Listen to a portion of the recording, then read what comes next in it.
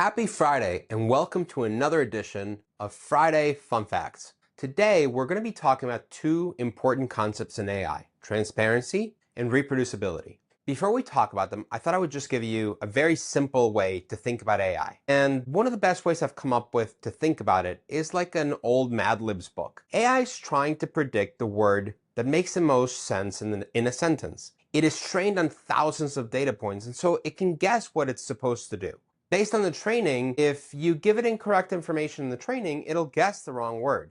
And so in many ways, AI is just trying to predict what the right thing is to say next in a very sort of new and modern way. It's just playing Mad Libs. As we look at transparency, that is how the algorithm is making the choices. What were the parameters that were given to it to make the important guesses that it's making? It's trying to guess, but what was the question that it was asked? What were the parameters? On reproducibility, it's about the data itself. Do we have access to the data that was used to train the model so we can evaluate whether it's done a good job or not?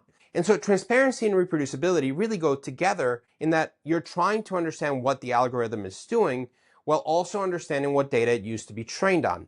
In healthcare, that is super important because it allows us to examine the models for things like bias, inequality across groups, making sure that it's not doing things that it shouldn't be doing.